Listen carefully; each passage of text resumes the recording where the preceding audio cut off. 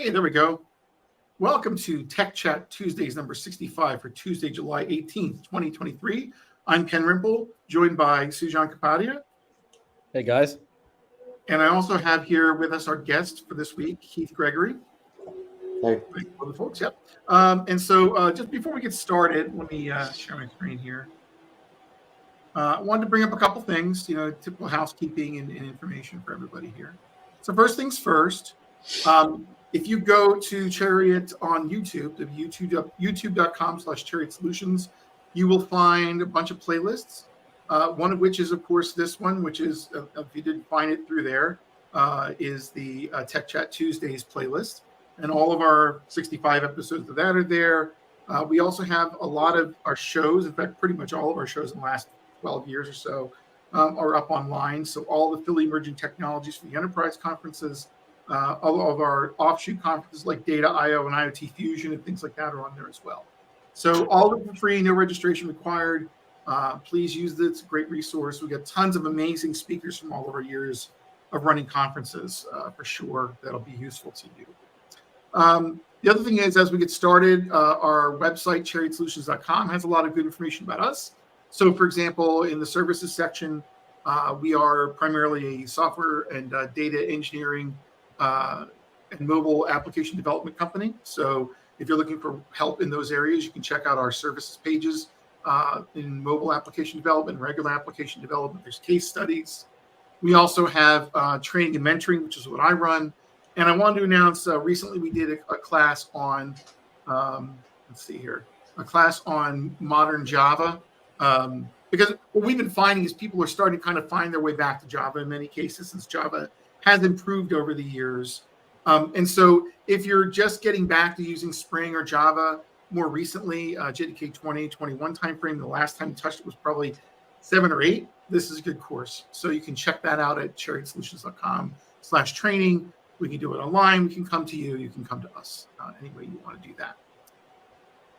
Now, in terms of content, our blog, it is the summer, so we're slowing down just a little bit, but we've got some good content here. So recently, I did a talk, or one of my training used a lot of REPL work to experiment with Java kind of from a command line perspective, from a read it out print loop. So I put a blog post up on how to do it, since there were some trickinesses to setting it up. Communicate with Spring Boot. There is a Spring shell for doing commands from Spring, and there's also the standard Java J shell. So I have an in-depth article on that. But one of the reasons we brought Keith Gregory on today was to talk about Redshift and its execution plan. So he has a nice blog article called A Deep Dive on Redshift Execution Plans as well that you can check out after this show. So with that, I'm going to kind of step back. And Sujan, do you want to introduce Keith and talk about and tee up his talk? Sure. So welcome back, Keith. I know you've been a repeat guest member on the Tech Chat podcast. Keith Gregory is Chariot's AWS practice and data engineering lead. So I'm really excited for today's talk. SQL is a really powerful abstraction. And as Uncle Ben advised a young Peter Parker, with great power comes great responsibility. Today, Keith is going to help us take a peek underneath that SQL abstraction, specifically on Amazon Redshift, Amazon's big data warehouse as a service offering. Knowing how SQL actually executes can reveal a lot about performance issues, and whether you're fully taking advantage, in this case, of a distributed cluster. There's different things you have to consider that if you spend most of your time writing queries against a database running on a single node or on your laptop, there's patterns you've learned over time that may not necessarily apply to a distributed cluster. Interestingly, I think Keith has an inherent need for speed. He recently bought a motorbike. He used to, or still does, have a private pilot's license. I don't know if that's current or not. And he's really into SQL query optimization. So I think Keith is the right person to talk about this. I've never heard it put that way, but that makes a lot of sense. Thanks. I'm not current. To be safe as a pilot, you have to fly an awful lot. And I just didn't have the time to do that. So thanks for the introduction. And to give some background, this blog post is really part of a series that looks about different approaches that you might take towards managing data in a data lake, a data warehouse. And previous posts in that series included how do you pick the right file format for your data lake if you're using, say, Athena to do your queries, and a performance comparison between Athena and Redshift, and then a talk that I gave at a couple user groups, and also will be a webinar, Chariot webinar coming up on August 1st, is the physical design and a comparison of the differences between how Athena and Redshift actually manage their data and work with data. And kind of following on from that is, okay, once you understand how Redshift manages its data, how do you see if your queries really work with that data very well? So I gave one example actually in the talk that I'm just going to pop up on screen. So hopefully you can all see this. This is a typical big data query.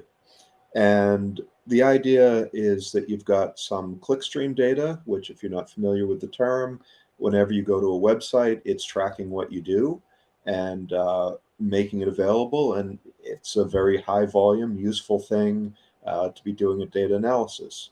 So let's say you have an e-commerce website. You might have an event every time that a person looks at a product. And that contains information about the product they looked at, when they did it, if they're logged in or have just a tracking ID, who they are. And then you might want to compare that to adding those items to their cart and say, all right, what are the products that people look at but don't add to their cart? And so this is a query that attempts to do this. You have two tables. One contains the product page events, one contains the add to cart events.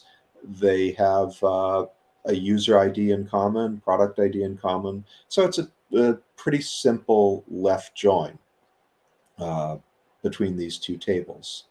Now, if you don't know how your data is stored, an execution plan can really give you a very good idea of what's happening. And this is, I've edited it a little bit for clarity, but this is what happens when you take any query and put explain before it. Redshift will tell you what it's doing. And it looks a lot like Postgres. Redshift evolved from the Postgres engine. So the key things in here are that I am doing a join between two tables. And at the middle of this, I don't think my pointer necessarily comes across, but at the middle of this execution plan, it's telling me that I'm doing the join. It's a hash join, which is good. That's typically what you get for decision support queries. And that ds none means that it's not redistributing any of these tables. And again, this backs us up into the slides that came before about how Redshift distributes data between the various nodes in the Redshift cluster. But basically, this is telling me that this is about as good a query as I can get from the execution plan. If it told me something like ds both, what that means is that both of these tables, which have, in this case, tens of millions of rows, I think 60 million product page views, 20 million add to cart actions, are being redistributed and sent across the cluster, which is a very inefficient thing to do. So the execution plan basically lets you figure out what Redshift is doing, figure out why your queries are running slowly, and gives you some hints towards making them more efficient. So before I stop sharing, Ken or Sujan, do you have any quick questions that you'd like to bring up based on this? Yeah, I mean, I think I was going to save this for later, but it may make sense here. So in this case, let's say it wasn't a distribution none, it was a different type of distribution you weren't expecting because the data wasn't on the node. Is there something you can do to alert yourself of that without having to run an explain plan every time? Any metrics or CloudWatch things you can set up? Unfortunately, not really. Redshift does give you long-running queries. If you go in the console, it'll show you all of your queries, and you kind of can see the ones that take a long time. And that's really the warning is, should this query be taking 5 minutes to run? Okay. And depending, you start looking at the plan based on that and saying, all right, can I get this down to 1 minute, 30 seconds, 15 seconds even? Okay. So I guess the idea would be then, I mean, if you're developing something new, you're kind of create a test cluster first, try out things in there, understand the performance before you put something into production? To be honest with you, most of the places that I've worked with Redshift, you test in production. And it's simply because to make tests valid, you need to have production scale data. So you can certainly bring up a development Redshift cluster, but you need to have it at least similarly sized to your production cluster. And Redshift is not cheap. Uh, so normally you just write your queries and run them in the production cluster. And if you're doing it well, I should say this, back uh, 30 years ago when I was managing a team of people doing decision support queries against a similar massively parallel database system, one of my rules was that you had to do your execution plan before you ran any query on the machine. Because early 1990s, a query that was poorly written could quite literally take days to run rather than seconds or minutes. Yeah. So it's a good habit to get into. This is a dumb question. I'm assuming XN is always the prefix for any kind of step. So XN merge, XN network, XN sort, XN are all like layers or steps. Really good question. I have absolutely no idea what that Does means. it stand for transaction? That could be. Could be that too. Yeah. Right. The other thing is, I noticed in the examples they have on the Redshift guide, I assume you stripped out all the performance data, which you're going to get to. Yes. Like rows and stuff. Okay, cool. Yeah. And in the blog post, I talk about that. So what each of these nodes shows here, if you do the explain plan, is every node has three pieces of three statistics with it. The cost, which is basically a meaningless number. In fact, the Redshift documentation says it doesn't give you any real idea of what's going on, except as maybe a relative cost figure. And then more importantly, for some queries, the number of rows that Redshift thinks that it's going to be returning from that step, and basically the width, the number of bytes per row. And Redshift is a columnar database. So if you're doing joins and doing queries, really to optimize your queries, you don't do a select star. You select the specific columns that you need, and then Redshift is able to only look at the physical disk blocks that hold data for those columns. So if you see a query that you think you're only doing a query with 2 or 3 columns and you see a width of 1024 bytes, you know there's probably a problem buried in that query. And when I say buried in the query, this here is a very simple query. A lot of the decision support systems that I've seen, this might be what's called a common table expression or subtable query in an actual query that may have 2, 3, 4, or even 5 such subqueries similar to this. So it can be challenging to look inside the query and figure out exactly what's happening. You may be doing a select star at some point deep within a query that you're not expecting. And if you see a wide row count, not row size, column size, you should look to see that. Similarly, number of rows. If we looked at these steps, it would say this at the very bottom, the sequential scan on add to cart. It'll tell you it's going to be returning about 19 million rows. And that's what you should expect. The add to cart table has 19 million rows. The sequential scan on product page is 60 million rows. And after the join, I can't remember what the number is, but it should be far less. You have duplicate entries in there. If you see it coming out number of rows, far more, and worse if you see it coming out as 20 million times 60 million, you again know that you've got a problem in your query. So yes, but to understand what's happening, it's easier to strip off that statistical information. No further questions, Your Honor. Okay. So that's basically what the blog post is about, and I think I've been asked to turn that into a presentation for a local user group. So I'm not sure when that will happen. Can I ask a couple random questions about Redshift and query performance, or are there other things you want to cover before that? No. Awesome. So, in the blog post, you make a good observation about some cases you want to duplicate your data or have a column in all your tables that you want to join by. Like, I think you had mentioned the transaction or accounts table, for example. There wasn't a customer ID in the table, and if you don't do that, then you're causing a data to be sent over the network if you're joining on customer ID and one of your tables doesn't have it. So, like, why not just put it in the load step of your ELT pipeline so it's there and allows your queries to perform better? I'm assuming that in some cases you may go further than that. You may be duplicating tables, or you may have two same tables partitioned differently because it's the same data, but you can have different query access patterns. So I guess my question is, since you can't be dry in every case, don't repeat yourself, how do you document, maintain that? Is this stuff that generally would go into something like DBT? So that's a good question. And yes, you should have some sort of a data dictionary for your decision support database. And it's very helpful if your data dictionary also includes lineage to say where each piece of data in that in the table comes from. So your ELT process, or ELT, not ETL, probably has some way for you to document what's happening and why. Or maybe you have just like a technical documentation inside your repository, your source code repository, that lists all of the tables, says the purpose, and has any little notes.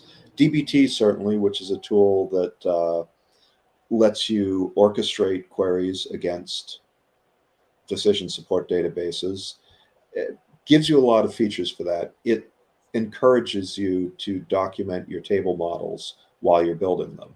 So I'll give you one example. This goes back to work at a financial services company where accounts were associated with people, but also with households. And each household had a unique identifier. Each person had a unique identifier.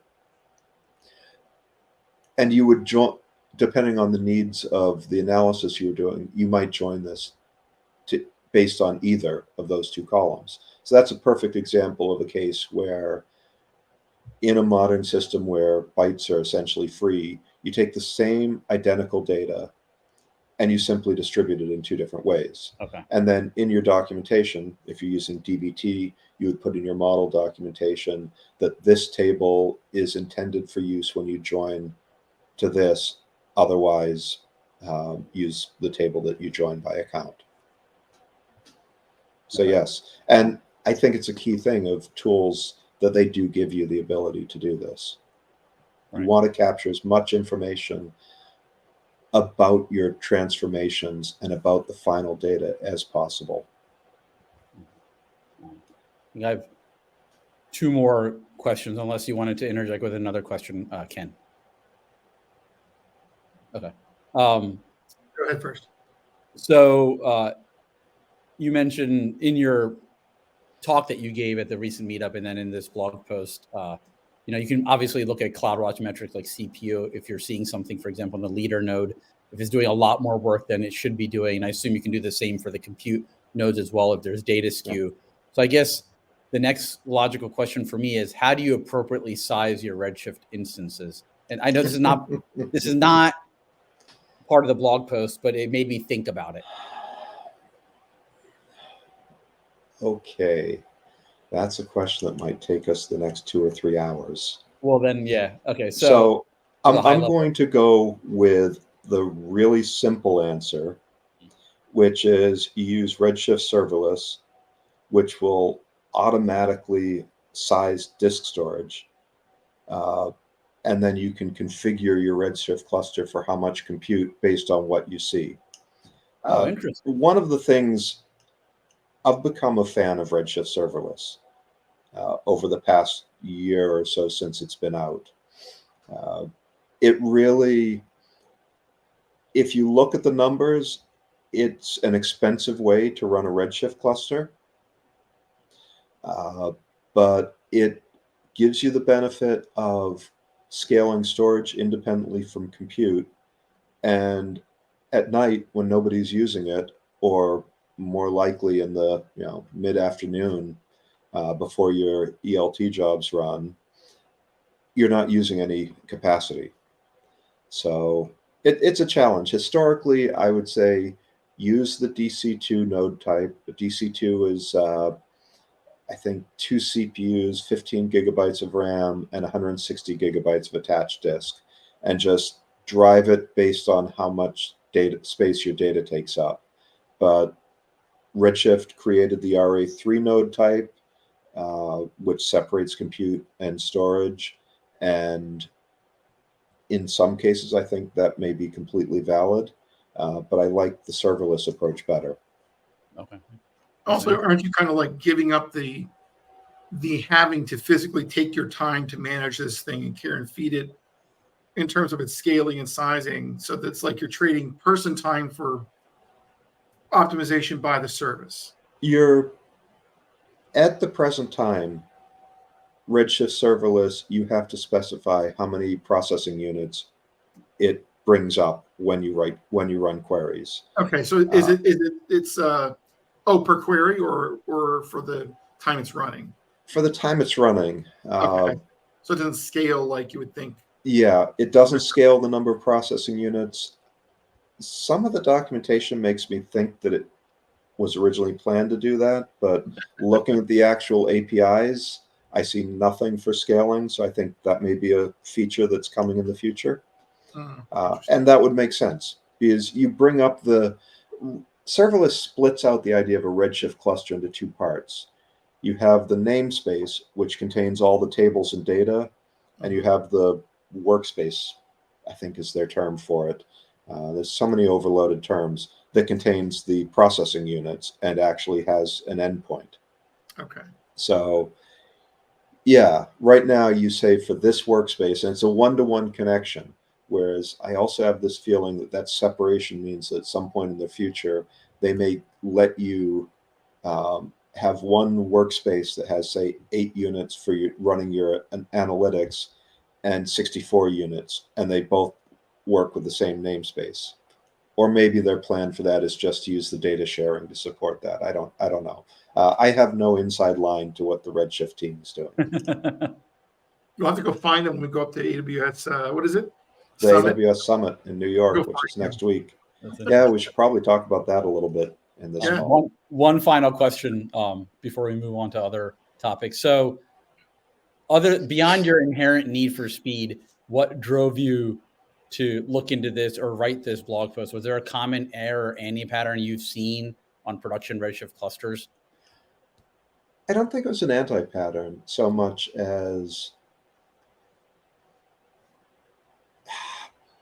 and I kind of riff on this a little bit in the talk, but physical design of looking at how data is stored on a database and looking at how queries work is not something that most people are familiar with doing. So in some of the clients that have used Redshift, part of my job has been talking to them about their queries. And one client in particular, which kind of separated out the data science team, which was writing the queries, from the data engineering team, which was putting the data in place. I set up a weekly office hours where anybody could just go on a chat and anybody could join and talk about what they were thinking of. Oh, interesting. And sometimes if I saw something, looking at like CloudWatch logs and looking at the query view, that's kind of more than a need for speed. It's a need to know what's happening. Gotcha. Even as a software developer, I take an unhealthy interest in monitoring and telemetry. But at any rate, so we'd have the office hours, and some days I'd suggest to people, hey, you really should join me today. Would a data scientist and a data engineer ever attend the same one, like join together? Yeah, people from the team.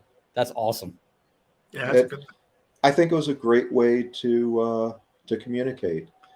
And, again, going back to my experiences as a manager, one of the big things I did with my team was our weekly meeting, where it was not at all talking about our workload. Well, I shouldn't say that. It wasn't a planning style meeting. It was talk about what you've been doing this week and things that you didn't expect or neat solutions that you came up with.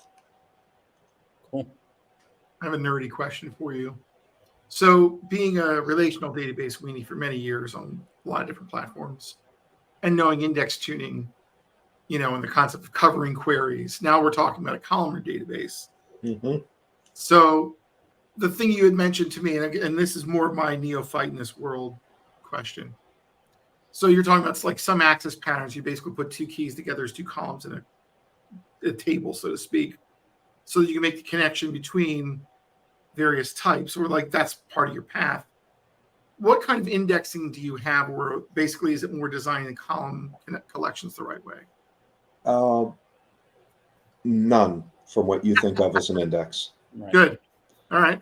So you have the distribution for Redshift specifically, you have the distribution key, which says that all rows from all tables that have the same value in the distribution key field.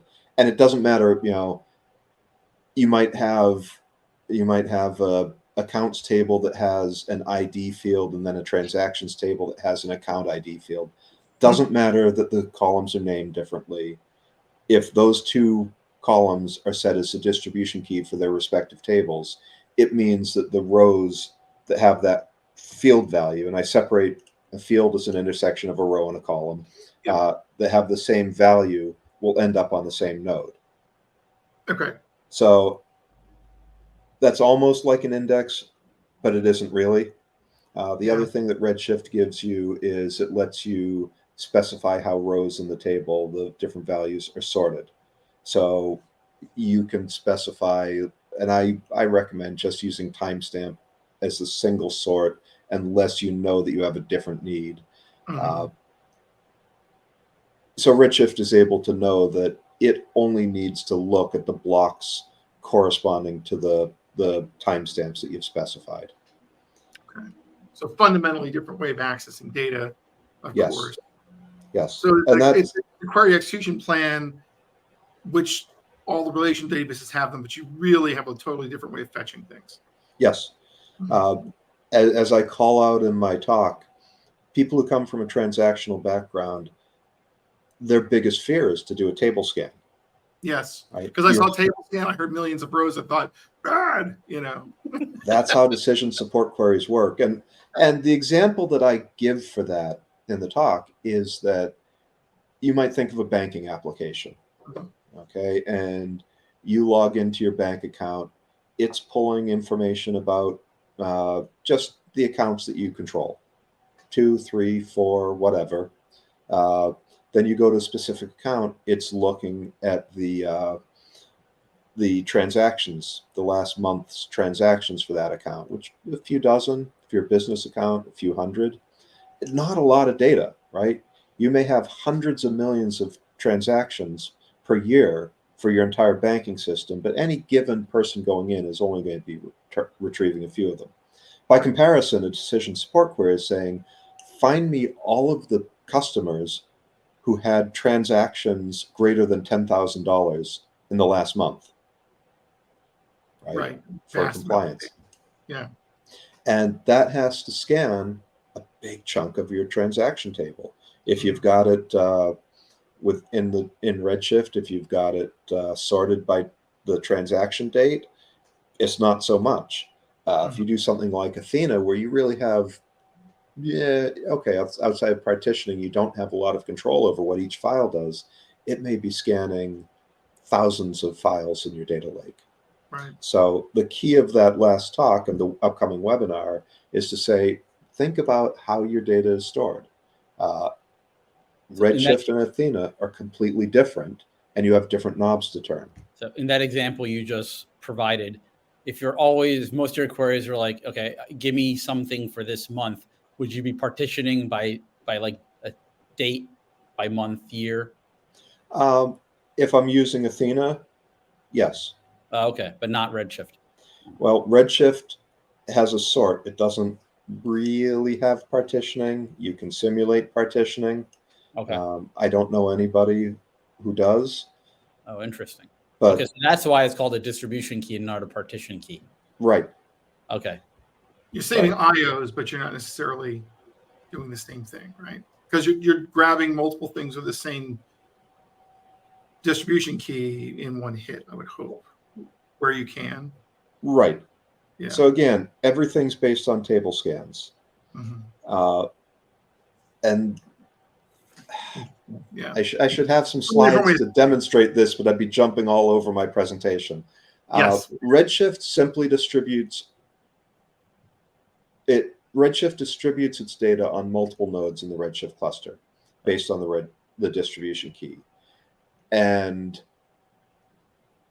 sorts the rows on each node according to the sort key. Right.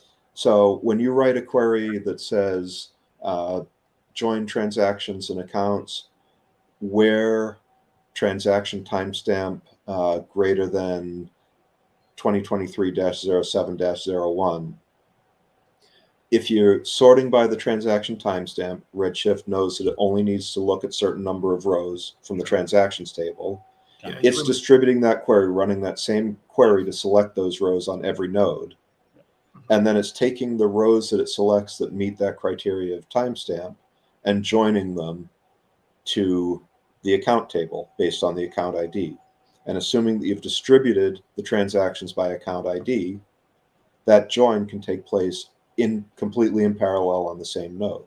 Gotcha. Okay. If you've distributed your transactions by transaction ID by its primary key, which coming from a relational background, you might think that's the appropriate thing to do. Right. And I think a lot of people think initially when people look at this, they think of sharding and partitioning your data across a cluster, which is very different than distributing what you're talking about to a certain degree. To a certain degree. Sharding is actually a good way of looking at it, because with a typical sharded database, you actually can't join between things on different shards.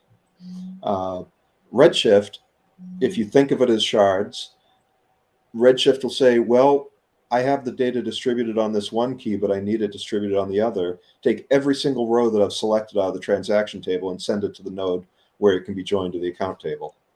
Okay. And that can be really expensive, or it can be not too bad at all. One of the things I point out in the blog post is, in the specific example I'm using, which I call out in the beginning, is not really big data. 60 million rows joined to 20 million rows isn't big data. Yeah. Would have been 10 years ago. Today, I can do it on my laptop. But with that small amount of data, if it does have to redistribute, it's not going to take too much time. But if you're redistributing 1 billion rows, which this one client had actually, their clickstream data was several billion rows, you redistribute that, you're paying a big price. Yeah, okay, that makes sense. So I'm going to put up on the screen here. We just posted the link in the show notes in the chat for your upcoming August 1st talk. Let's get physical optimizing big data. So this is really kind of you talking through these access patterns and ways you optimize your configuration of your tables to get that done, right? Exactly. And it's comparing specifically Redshift and Athena. Awesome. That's great. Is Athena the one that works a lot on like S3 files? Yes. Okay. Yes. So it's either like the S3 file mechanism or Redshift structures over there. Yeah.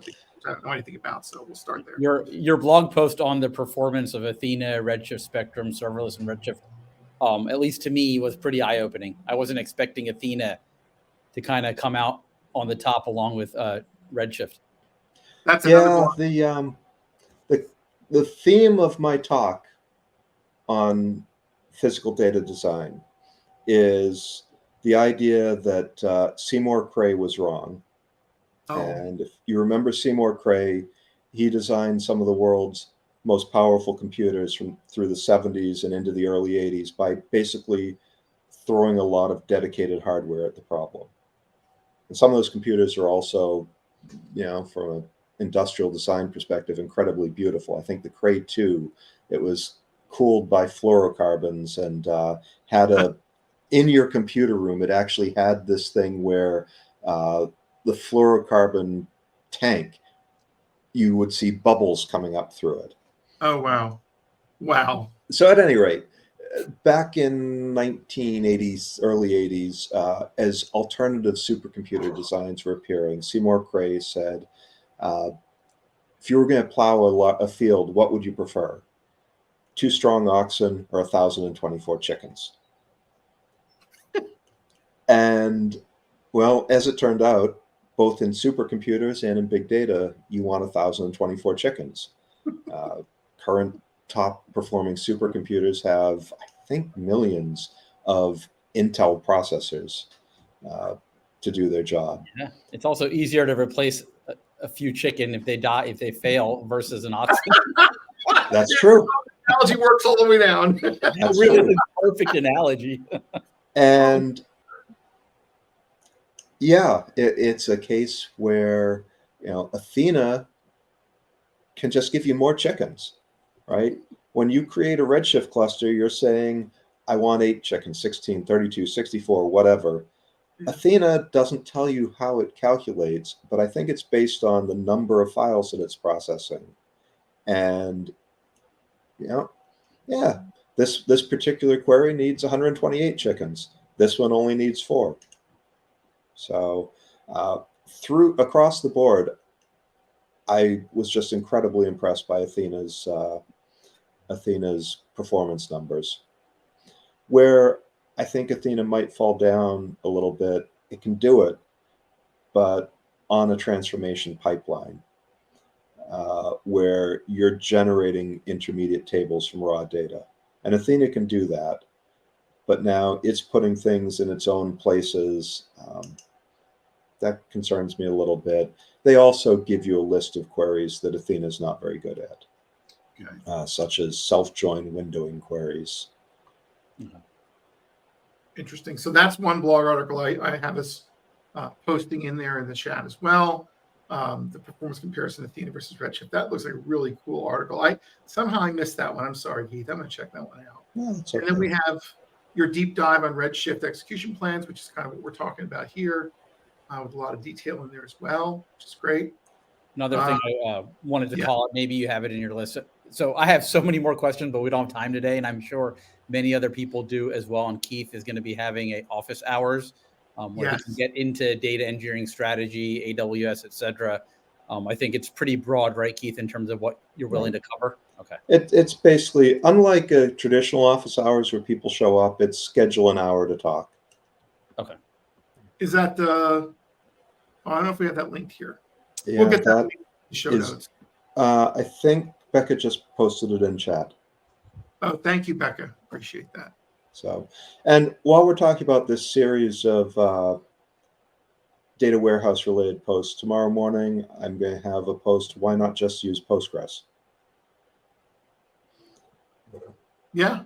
Which it basically shows where Postgres, and I run it on... I actually wrote it a while back. I run it on a fairly smallish RDS instance, but there are certainly use cases where the data isn't big enough to justify spending what does it come out to, $6 per node per day for Redshift. Yeah. Okay. Well, here's the page. Actually, it's easy to even mention by mouth. It's chariotssolutions.com/office hours.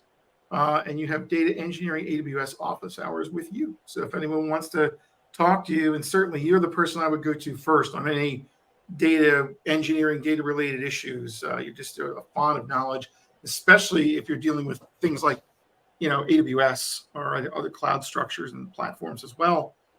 Reach out to Keith through the office hours program. It's great. Thanks. Yeah. Thank you, Keith.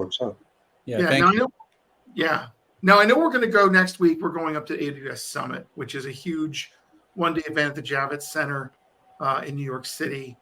Let me turn off the screen sharing here. And, so I know we're all going to be up there. And, if you're going up there, if you see us walking around with Chariot shirts or whatever, you recognize our faces, run away. No, we'd love to talk to you. So we're looking forward to that. But that kind of tangentially brings up another topic. So I know 3 years ago, I think it is now, I went and I got my certifications for AWS, mainly because at the time we were partnering with AWS and we all wanted to kind of level up as much as we could if we wanted to kind of catch up a little bit. And now that's expiring. And we're getting to the point now where some of us have to recertify. So in general, just to talk about certifications is always an evergreen topic, right? So, and I could go way back in my career to my Sybase and Microsoft SQL Server certifications and you name it, everything else, Java certifications. And so I know it's a loaded topic. I think certifications certainly serve dual or multiple purposes, right? So one of them, of course, is in my opinion, one of them is like, look how many people are certified on our technology, right? So there's the company's perspective of the technology company saying, look at this, we've created a certification program, all of our people are certified in it and maybe grandfathered in depending on the person. And then you've got a ton of third parties, individuals, consultants, et cetera, getting certified. So certainly from the organization's perspective, as companies become real entities with living, breathing tools and APIs and platforms, it's something that helps them kind of show what the standards are at some level. But I wanted to open up the topic on certifications in general, and then also about just AWS certifications. My quick story on them, and again, I used to teach. So one of the reasons I had to get certified was to teach official classes by the vendor. So for that kind of situation, it makes sense because you're bringing up a lot of topics around a technology that you're going to have to be asked in your training sessions, and you don't know everything. But to get a good breadth of background, for most companies that have training programs, they try to make their certifications based on their training where they can. And so at least the two of those match up. And I think there are some people and there are some organizations that try to get the badges, the certifications, but they don't mean as much because either they crammed really hard to get the certification and they didn't use it, or the organization had a deal where it was easier to get certified. So there's the dark side of certifications. But on the positive side, I do think that specifically AWS certifications, because there's 200 plus, probably now 300 plus services in AWS, there is kind of that background radiation you need to pick up. So like the first level certification for AWS, the practitioner? Cloud practitioner isn't bad to kind of say, did you know these things exist? And it's a little bit of a cram yourself to death with lots of terms, but you kind of get the topology of what all the things AWS has involved, and you can start digging deeper into things. What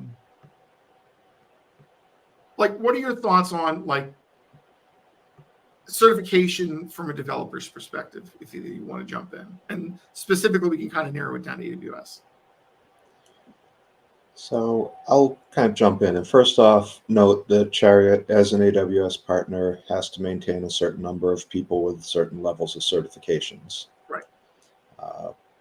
Personally, I've got the Solution Architect Professional, which apparently carries with it the Solution Architect Associate, and also a Security Specialty certification. Mm-hmm. And partly that's driven by the partner requirements. Partly it's driven by when Chariot talks to potential clients, as with people with resumes listing certs. When Chariot talks to clients, I think it adds something and say, oh yeah, we have people with specific certs. Mm-hmm. Yeah.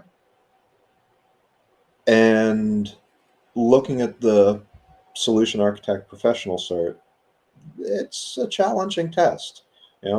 Helpful hint for someone taking it: 1 gigabit per second equals 11 terabytes per day. But it really dug into different architectures, such as, when is it better to have locally attached disk versus when is it better to use S3? A whole bunch of things. I won't go into too much detail with that. But it definitely challenged your knowledge. But here's the thing. I've been using AWS since 2008. And I still when I retake the certification test, and I did it again just last year, I've got to cram. Yeah. And it's because, as you said, there's some 200 services, any of which can appear on the certification test. You know, when it came to the security cert, that was particular cramming because I can talk IAM policies day in and day out. But what's the difference between trusted advisor and guard duty? Right.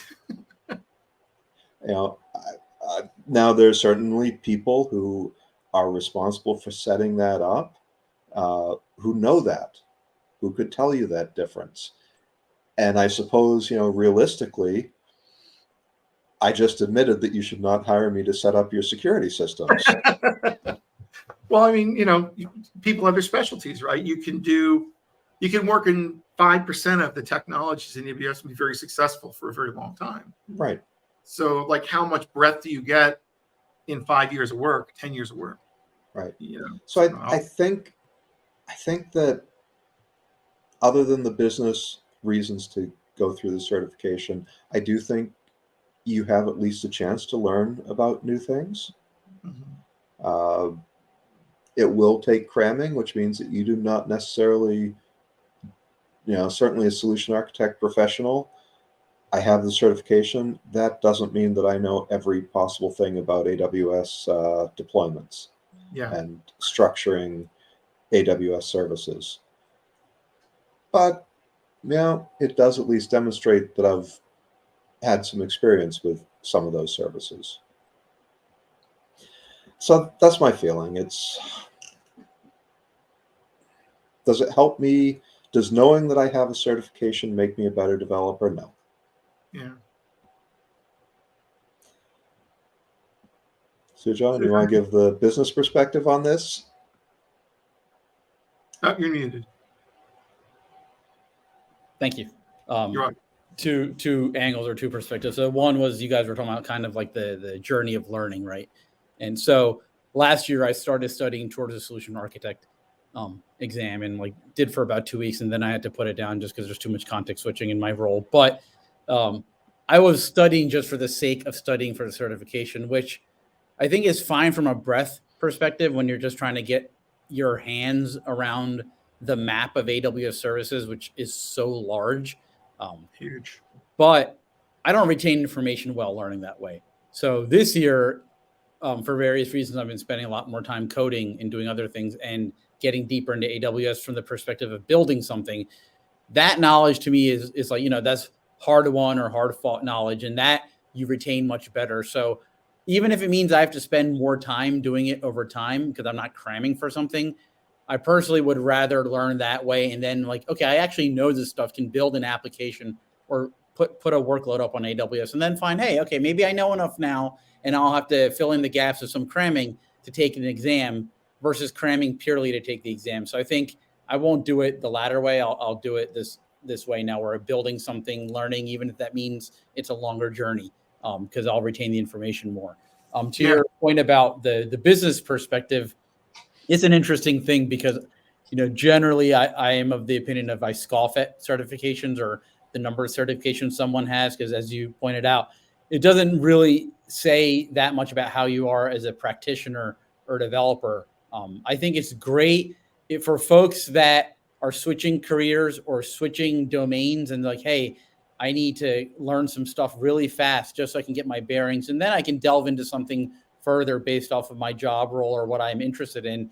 I think certifications are great. And it allows you to get your feet wet and gives you kind of a goalpost or something to say, okay, I have a specific objective I need to meet, and I can justify learning this to try to achieve this thing. So it's a confidence booster if you've been out of the game for a while or if you're switching careers, like I said. So I think it's really helpful for maybe people that fall under those categories. And then from a business perspective, I think it's good from a marketing perspective. I think like the professional certification Keith has, that in my opinion really requires a level of depth of knowledge of AWS, because they're not just asking rote memorization, they're asking scenarios, and you got to have to think about what's the optimal way to do this thing or that. So you have to know. I mean, my guess is you can't take the professional cert purely by cramming. Like you've had to have used AWS and built some significant application architecture on there. So to me, that's a valid, like a valuable exam. The other ones, maybe not so much, more as a marketing thing and more as if you're getting your feet wet and learning. Like a baseline, of general knowledge. And I would agree. I think, and I had the same feeling about certs way back in the Java days, the whole J2EE certification. It's like a lot of us did this stuff before J2EE existed, and we don't need no cert, because we're doing stuff that stinking cert. We don't need no stinking cert, and we don't need to do a whole bunch of entity beans because it's a garbage technology. I wonder how many people over here. Like how many people at Amazon, employees of AWS, how many certs can they pass? Which ones can they pass? I mean, I'm sure that varies a lot. And it varies on your role. A friend of mine started in a solution architect role, and I see on LinkedIn when he's been adding new certs. Right. Of course, he has access to all the engineers that he wants. We just use you. Just kidding. There's a fair number of people in Cherry that do a lot of AWS.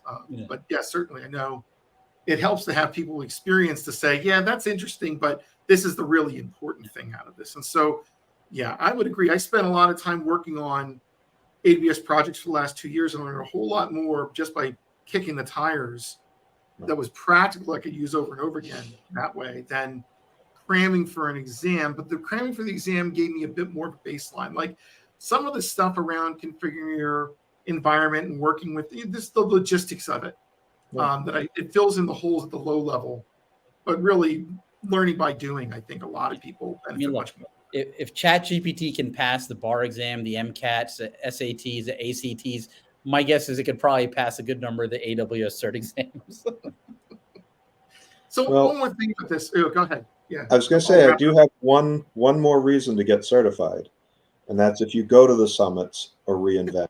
There's the certified lounge, which is cool. You have to be certified to go in, but it's cool. Always snacks throughout the day. Is that like the captain's lounge or the VIP lounge at an airport or something? Similar. Same idea. Oh, wow. Yeah. So anyway, the real lounges are the executive lounges that I've heard of from friends. Yeah. And then they go out and DJ on stage, which I noticed a couple reInvents ago. One of the CEOs or whatever said, it was really interesting. Was that Andy Jassy did? I forget who it was, but one of those guys was up there literally doing DJ sets in the auditorium before the show. I'm like, okay. But multi-talented. Talking about like just prepping for one of these things, like some of the techniques. So I know that there are practice exams. There's a very lightweight practice exam, reasonable, like small, that they have for each of the exams on the AWS site. I know that a number of us here, if you're in the certification game and you're doing it, have used like Udemy courses. So they'll usually run a special. This is a tip for you. For like $25 usually, they'll sell you like 6 practice exams. And I used one 3 years ago that when I went up this year and checked it out, turns out they've been updating it all this time. Is it exactly what's on the exam? No. Is it 100% accurate? I don't know. It's pretty detailed. And they have a lot of the best part about it is go ahead and fail it. Because the first time you take the test, unless you've been around as long as Keith has, you probably aren't going to pass these exams right away. But what they do is they go through every single one. And for all the answers that you could have given, they dig into why it's a bad answer. And they tell you what the good answer was. They tell you which one you had, which many times is incorrect. And then they have a bunch of links to resources. Mm-hmm. And going through those tests and then literally taking that output, putting it in a document, distilling it down to like a study guide for you, and reading through all those resources that you can stomach reading through, because there's a lot of them, will help you get centered for doing well on the exam. So to me, that's one way of studying that I found useful. I think that's a great way of studying. Again, recognizing that it's a lot of different information, because it forces you to look at the actual documentation. Yep. If you don't know what any of the answers to a question are, then that's telling you, hey, read the docs on this particular subject. Yep. And I'll make notes as I'm going through those reviews of things I don't know, and I put all the services I haven't worked with yet, and things that they're mentioning. And it seems like it's either BS or real strategy, and I realize, 3 questions in, it's the same thing over and over again. One of them is correct. You're like, oh, that is the real thing. I've done that. I've also done like mind mapping and outlining of things too. So like, especially for that first exam where they talk about a billion services, putting all the services that you hear about together, grouping them by type, and then going in and looking at each one and taking little notes. The more you write down and summarize something you've seen, the more it'll cement useful information in your head so that you'll do well. At least it works for me every time too. So just some thoughts. Also study groups. Sometimes getting together with groups of people, really, really helpful. Yeah. I think it's, again, you're being challenged of things you don't know. Yeah. And so AWS, I'll just say, does have training videos. I've watched a few of them kind of to evaluate them for Chariot. They go into fairly detailed stuff, and, like many test-oriented training, they say you should expect this on the test. You won't expect this on the test. Mm-hmm. You can decide whether or not that's something you care about. But they're there and they're free. So, and especially for things you've never worked with before, that's right. Having someone explain it to you at a higher level and kind of lay it out for you is a good centering point, I think.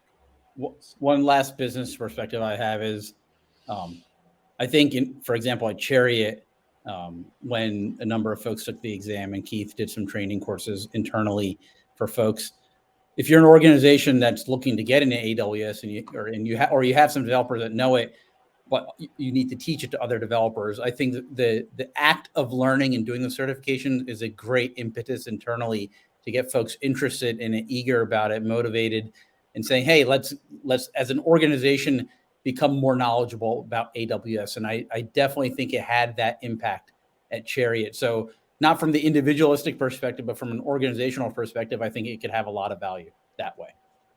And I'll just throw out, we could turn that internal training into public training for companies that are looking to make the step. Yep, absolutely. In fact, I have a little entry there on the training page for that, if that comes up, because I know we are at the point where we could do that semi-formally if we need to. So, excellent. Well, this has been a good conversation. It's been wide-ranging. We got a lot of good information. Talking a bit about Redshift and about the way it approaches fetching data and the execution plans for it. We talked a bit about this certification process and a little bit about different databases. It's been a really great time with you again, Keith. Always it's a great time having you on. It's really appreciate it. Thank you, Keith. Always Thank you, fun. Ken. All right, everybody. So that's it for the Tech Chat for this week for Tuesday, July 18th, 2023. Visit us at youtube.com/Chariot Solutions and look for the Tech Chat Tuesdays playlist if you want to see archives. And we'll see you in a couple weeks. Take care. Yep. Thanks.